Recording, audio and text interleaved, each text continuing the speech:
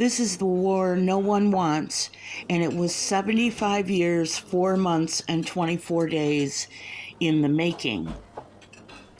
The Jewish leadership in Palestine declared the establishment of the State of Israel on the 14th of May, 1948, the moment the British Mandate terminated.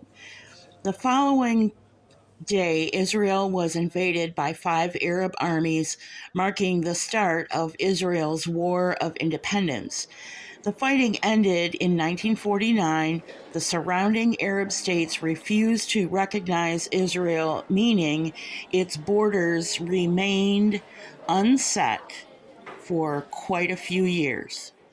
Syria, on the northeast border, refused to recognize Israel's borders. It was one of those Arab countries, and there are borderlands in dispute called the Golan Heights. The Golan Heights is a strategic advantage that Syria claims looking down over the northeast corner of Israel. Directly south of the Golan Heights is the country of Jordan, and they had administrative rights over what's called the West Bank. And what that means is that big khaki-colored swath of land is called the West Bank because it's on the west side of the Jordan River. The Jordan River is the natural boundary of Israel on the east, and it has been in dispute with Jordan supporting Palestinians' claim to all of the West Bank. The interesting thing about Jordan's role, other than the immediate proximity to Jerusalem of the West Bank, is that the Jordanians were supposed to absorb and give a home to Palestinians in the West Bank area who would be displaced by Israelis immigrating to the land of Israel after 1948. And that didn't happen. Jordan, as a government, rejected the relocation of Palestinians who wanted or needed a new home. The third of the disputed territories is the Gaza Strip. It's a very small piece of land, but it is strategically located on the southwest edge of Israel's Mediterranean coast.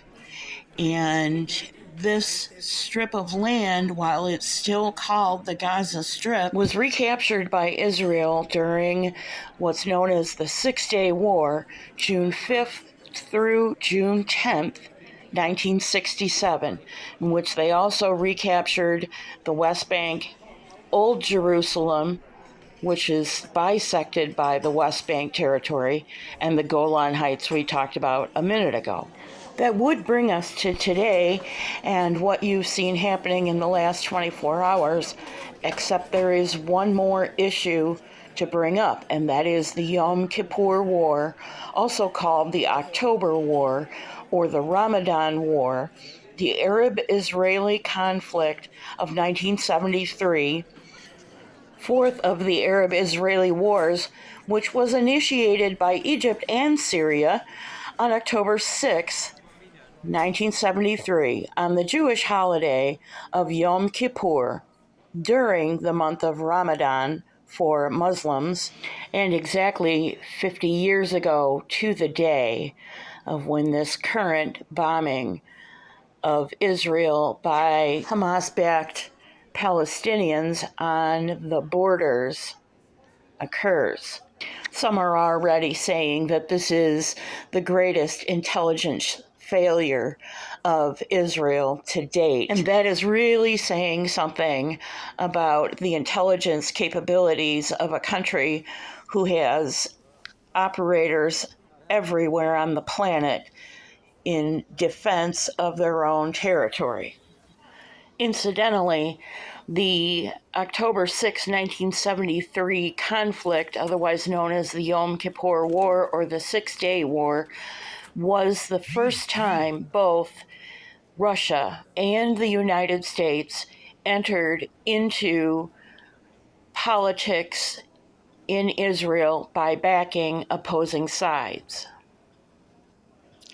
I have hardly scratched the surface of the details and nuances for the United States when it comes to this conflict in Israel, otherwise known as the Fifth War in the Arab-Israeli conflicts. If you don't know anything more than what I've just told you, you have a lot of catching up to do and a lot of research to do. In truth, I could make this situation the only thing I talk about for the life of my channel and still not be able to fully educate you, although it certainly would be a worthy effort.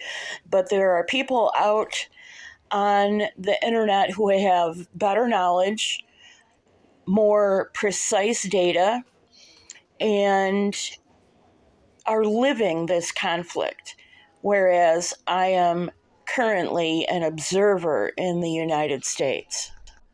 Make no mistake about it, the Israelis are not surprised by another attack from one of the territories. In this instance, it was from Gaza, and it was executed by 1- and 2-man teams with truck-mounted missiles. They would cross the border and release their missile and disappear, basically. To say they're not surprised doesn't paint the full picture.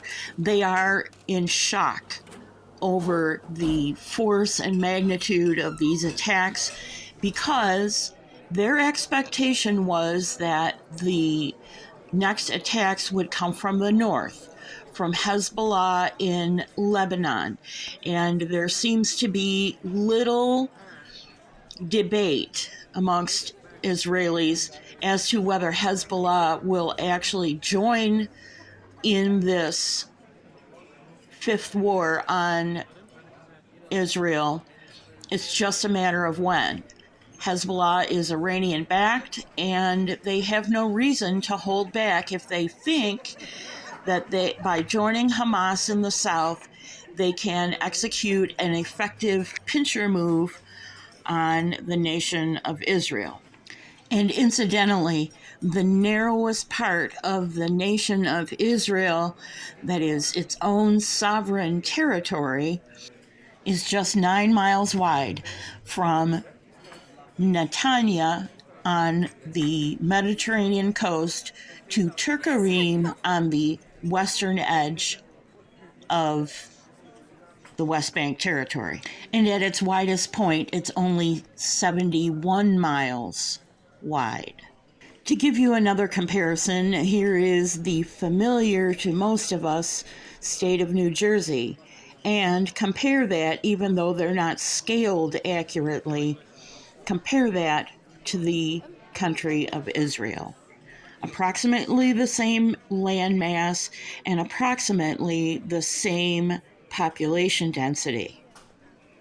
The information I've given you is barely scratching the surface, and from there you can jump off in any number of directions to learn about why this conflict is so important. But I would just like to remind you that we in the United States are not immune to the fallout of this conflict, whether it is another skirmish or whether it blows up to involve all the major players in the current political scene. Thank you for joining me. God bless you. Pray for the peace of Israel. I'll see you real soon.